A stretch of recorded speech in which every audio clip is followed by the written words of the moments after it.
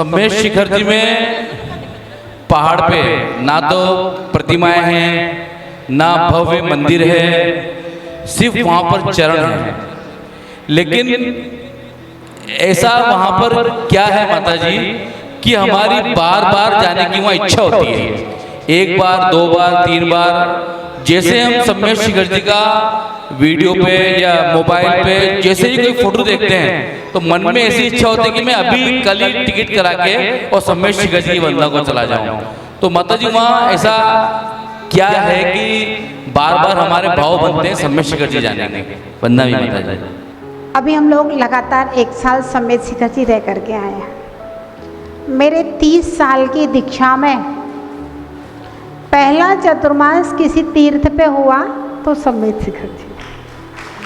एक भी चतुर्मास तीर्थ में नहीं हुए, सारे चतुर्मास अभी तक समाज में हुए। ध्यान रहे, सिर्फ मंदिर से स्थान पूजनीय नहीं होता है, मूर्ति से स्थान पूजनीय नहीं होता है।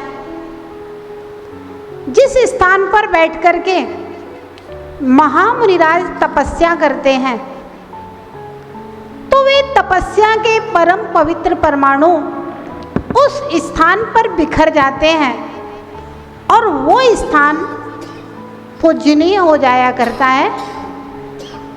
और वहाँ जाने से मन पवित्र होता है। हमारे जो मन के राग द्वेष विकारी भाव हैं वे दूर होकर के मन में वीतराग भाव पैदा होते हैं, भक्ति के भाव पैदा होते हैं। तो सम्मेद शिखर जो जगह है वहाँ पर अनंत 24 तीर्थंकरों ने निर्वाण प्राप्त किया है। उसके साथ में अनंत मुनियों ने निर्वाण प्राप्त किया है। उसके साथ में वहाँ चारण रिद्धिधारी मुनि और सामान्य तपस्वी मुनि, सब प्रकार के मुनियों का वह तपोभूमि है सम्मेद शिखर जी। कहते हैं रत्नत्रय के धारी मुनिवर जहाँ विचरते हैं, परम तपस्या के परमाणु वहाँ बिखरते हैं। बिना बनाए तीर्थ बने हैं आत्म साधना से, मेरा जीवन धन्य हुआ है तीर्थ वंदना से। तीर्थ कैसे बने? जहाँ पर मुनियों ने तप किया, केवल ज्ञान प्राप्त किया, दीक्षा ली, मोक्ष प्राप्त कर लिया। और जब तीर्थंकर अथवा कोई भी मुनि मोक्ष प्राप्त करते हैं तो उनका शरीर कपूर की भांति वहीं बिखर जाता है और आत्मा मोक्ष चली जाती है। और ग्रंथों में है नख और केश नीचे गिर जाते हैं, है ना। तो वहाँ मूर्ति बनाने की जरूरत नहीं है, वह पहाड़ अपने आप में पवित्र है। और ये तो शाश्वत तीर्थ है।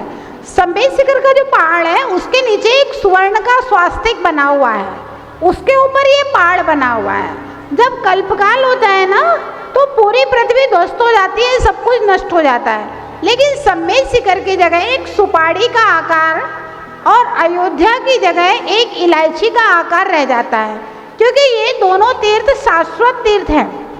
हमेशा 24 तीर्थंकरों का जन्म अयोध्या में और 24 तीर्थंकरों का निर्वाण सम्मेद शिखर का हुआ करता है। और हमेशा अयोध्या ही भारतवर्ष की राजधानी हुआ करती है। ये सब हुंडा सर्पणी काल का प्रभाव है जो इस तरह से हुआ है। तो सम्मेद शिखर से अनंत जीव मोक्ष गए हैं, अनंत जीव मोक्ष जाएंगे। उनके पवित्र परमाणु वहाँ पर सदा से रहे हैं और हमेशा हमेशा अनंत काल तक रहेंगे।